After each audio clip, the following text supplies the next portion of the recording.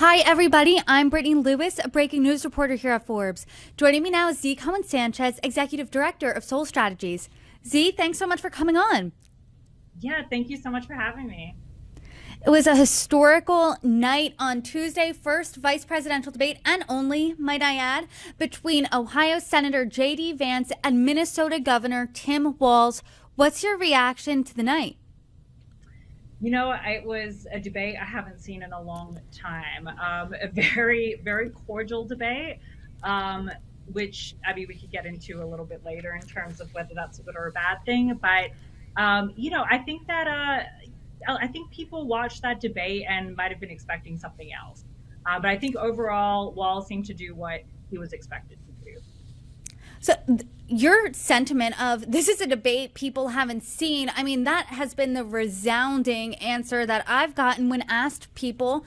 People from both parties have said, you know what, this is nice. This is refreshing to see people disagree cordially, say where they agree. There's some civility brought on the national stage in politics, which was nice to see. But Simone Sanders, who was the spokesperson for Vice President Kamala Harris, she made an interesting point. She said, Tim Walz was almost a little too nice, and to the point where if he's agreeing with everything Vance is saying, why don't I just vote for Vance? What do you think of that characterization? That is my exact reaction as well.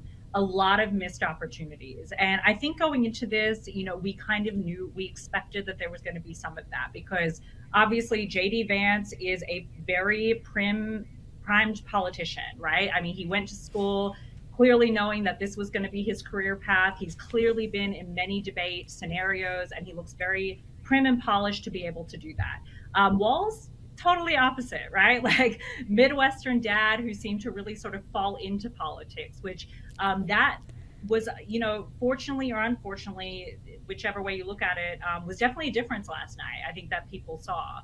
But I do agree with Simone that there were a lot of missed opportunities. And the reality of this election is that we could not be further apart politically between the Democrats and the Republicans. This definitely seemed like a pre-Trump era debate. Talk about that. Where were these missed opportunities, in your opinion, as a Democratic strategist? Yeah, so I mean, as a Dem strategist, I wanted to see a much more aggressive debate from Tim Walz. I don't think that it came across enough the dangers of JD Vance and Trump. There was very little talk about Trump's sexual misconduct allegations. There was very little talk. There was no talk. Sorry about his sexual misconduct. There was no talk or very little talk when it came to the January 6th riots. When it came to him talking about the fact that he still has not admitted that he lost the 2020 election. There was very little talk about the dangers of Project 2025, which I thought was going to be brought up more. And so, yeah, I mean, there was just a lot of missed opportunities there. Nothing, no real talk about how Trump is a grifter either, or a con man. Abortion is an issue that voters resoundingly think Democrats are better equipped at handling than Republicans. And that came up obviously on the debate stage last night. Ohio Senator J.D. Vance said that the GOP has to, quote, do so much better of a job at earning the American people's trust back on the topic of abortion. What do you think of his response there? And do you think it moved the needle at all when it comes to women, a huge demographic? I don't. I mean, and I really think that was such a cop out answer. We know for a fact that JD Vance has stood behind a national abortion ban. He's made that very clear. And so I think coming out and saying what he said last night was the safe thing to do, which again, he is clearly a very trained politician and he knew how to dance around that question. He knew how to dance around every question, to be honest, but especially that question. But really, I think his real intention came out in how he answered it. I mean, he was very clear that he said, as you just stated, that he needs to earn back the trust of women. So it's not really about the fact that he cares about protecting women's rights. It's the fact that he needs to earn their trust and more importantly, their vote back. And that would have been an opportunity for a Democrat, for Walz, to be on the stage to really go on offense, because that is an issue that Democrats seem to have on lock when it comes to voters, when it comes to polling. Do you think he did a sufficient job at answering that and also challenging Vance? Honestly, no, I don't. And I think we needed more of the reality behind what Trump has said about abortions and about IVF, and the fact that, a big part of the debate between Kamala and Trump was him talking about how she's shifted her positions in terms of energy, and in terms of fracking. And why hasn't that been brought up with Donald Trump and with Vance in terms of IVF? They were completely against IVF for any reason, and now all of a sudden they want to fund IVF. So, as Vance said, to me, that doesn't pass the smell test either. And I think that Walz, could have gone a lot stronger on that, and also could have gone on to be a lot stronger about the economy, and how he continually was talking about how Kamala is responsible for the downfall of the economy, which is just not true. What do you think he should have said? Let's say you were advising him, because from my conversations today and last night when it comes to this debate, people have said J.D. Vance did a much better job than Donald Trump on the debate stage at tying Harris to what people consider the weak spots of the Biden administration, the economy included. So how should have Walz answered the question? I think he really should have talked about the role of the vice president. And that was completely skipped over. I think it was really, they continued on with the topics, and I don't think he had the opportunity to get back and talk about that. But that really needed to be brought up, because the reality is that Kamala Harris cannot overstep Biden. That is not the job of the vice president. Nothing's going to come to her desk that she's able to sign on an executive order. What the job of the vice president is obviously to step in if the president is not able to do their job. And so that, I don't think that was mentioned enough, because Vance and Trump continually say that Kamala Harris has been in office for 4 years. So why hasn't this been fixed? Why hasn't this been done? Well, Donald Trump was the president for 4 years, and we don't have a border bill, and we don't have any of the things that he essentially promised on the campaign trail. Walz also made a few unfortunate gaffes. One was he said he was friends with school shooters. Obviously, he misspoke there. He also said he misspoke when he about being in Hong Kong during the Tiananmen Square protests.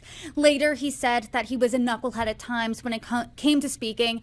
Do you think these were sufficient, or that was a sufficient explanation? He seemed a little flat-footed when asked about that. Yeah, I think that when it comes to, I think that this comes from him not being a trained politician. Which I know that he had warned Kamala about when it came to her choosing for him to be his VP. But really, I mean, the best way to handle those situations as an advice, what I would say, is to be honest and upfront. Now, there's a big difference between lying about something and misspeaking on something. Obviously, he didn't mean that he's friends with the school shooter, right? That's and that was clearly a misspeak on his part.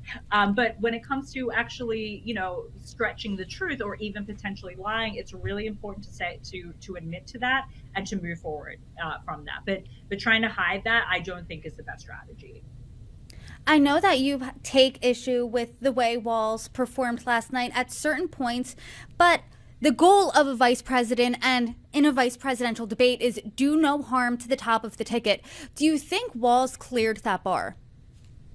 I do. I do think he cleared that bar. I honestly don't think that the vice presidential debate really ever is going to swing an undecided voter, especially in the swing states. I just don't think that that's the case. In saying that, it is a little bit concerning that it wasn't aggressive enough. And I hope that isn't the direction in which Kamala's campaign is going. I hope that we go the route of being as aggressive, if not more aggressive than the Republicans. And it was a little bit concerning that might have not been what the campaign was looking for last night, which I think is not a good thing. I think that we need to be aggressive, especially in the last 35 days. Talk about that a little bit, because it almost seemed like they could have left the stage as friends last night. How polite they were, how civil they were to one another, how much they agreed with one another at certain points. But Do you think that was a strategy to bring over the Nikki Haley voter, to bring over that moderate, to bring over the independent voter who hasn't yet decided? You know what? It could have been it very well could have been their strategy. I don't think it was, though. I mean, to be perfectly honest, I don't think it was. Will that sway a Nikki Haley voter? I mean, after their talk last night on abortion and how much they agree on things, I don't know if that's enough to swing a Nikki Haley voter or to swing an independent voter, if they were tuning into it. So I think that that's really the big issue that we find here, is that we know that the Republicans are not here to play nice. They're not here to play clean. They're here to play dirty, and they are going to make sure that no matter what they have to do and say and lie, in order to get to where they need to be, they are willing to do that. We as Democrats need to also be willing to do that. And that's my biggest fear right now, is that for so many years we have gone on the positive messaging, and that has not worked for us. So this is the moment, this is our moment that we have to make a very clear decision that we are going to be going on the offense and not on the defense. So you're over when they go low, we go high. Absolutely. I don't think it worked for Hillary Clinton, and I don't think it's going to work now, because the reality is that we're up against these people who are willing to lie and do whatever it takes for them to win. I mean, they are willing to straight up look at American voters and completely lie to them about how the economy works, completely lie to women about them being able to have the right to make their own choices with their doctors. And so if we continue on this path of everybody's friends and, we're all the same, we're not that different. We are that different. And we need to make that very clear. So you're a little concerned, less than 5 weeks away from Election Day. What do you think Democrats need to do between now and November 5th?